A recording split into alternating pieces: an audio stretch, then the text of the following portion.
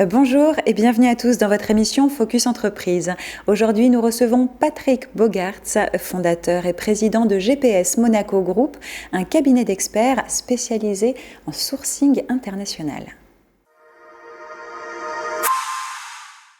Bonjour Patrick Bogaerts. Bonjour Eleanor. Bienvenue sur le plateau de Focus Entreprise.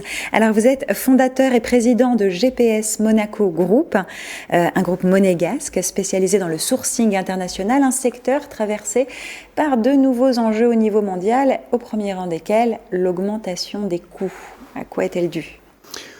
Oui, je pense que si on retourne en arrière de 6 mois, on se rend compte qu'il n'y avait pas d'inflation, les coûts énergétiques étaient toujours maîtrisés, etc. Alors qu'aujourd'hui, la situation elle est toute différente. Et le problème d'accès aux matières premières, c'est un réel souci auquel font face nos clients. Même s'ils n'achètent pas de la matière directement, leurs fournisseurs le font. Donc, du coup, les livraisons sont perturbées. L'augmentation des coûts énergétiques, l'effondrement de la valeur de l'euro, les coûts de transport qui restent toujours élevés, et en même temps, le changement du comportement client les 6 derniers mois qui s'est accéléré. Quels sont les risques qui pèsent sur les entreprises européennes ? Les risques...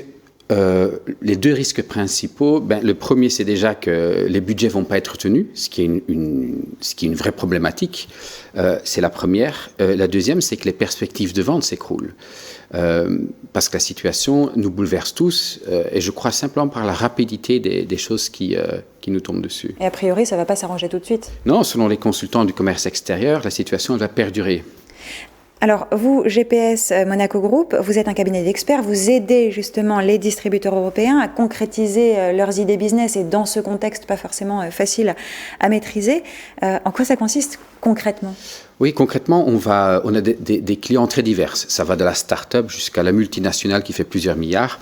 Ils viennent nous voir avec un projet. Ça peut être le développement d'un produit, même un croquis. Parfois, on a commencé avec des exemples comme ça, ou des cahiers des charges très complets d'une production ou un produit qui doit être lancé, ou même un package de référence où le fournisseur, ou plutôt notre client, nous challenge et nous dit voilà, moi, j'achète pour autant de valeur ces produits-là, qu'est-ce que vous pouvez faire comme effort ? Et en fait, nous, on va proposer une solution clé en main.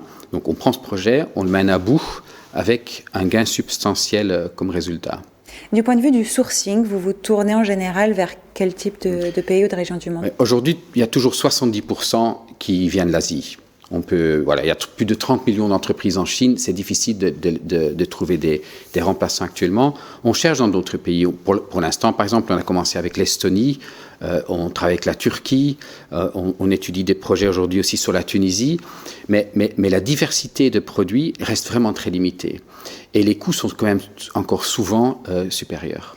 Du point de vue de votre stratégie pour vous adapter au mieux au contexte qu'on a évoqué précédemment, quelles sont les solutions ? Le plus important, c'est de sécuriser ses achats. Pour nous, ça passe par 3 étapes. La première, c'est réduire la rupture des matières premières. Très important, même si vous n'en achetez pas directement, vos fournisseurs le font, donc vous serez impacté indirectement et même directement. Le deuxième, c'est réduire les coûts. Là, on va lancer des appels d'offres massives et surtout, on va identifier des solutions innovantes. Des solutions, on a plein de process pour y arriver, mais ensemble, on peut y arriver. Et la troisième, c'est élargir les gammes.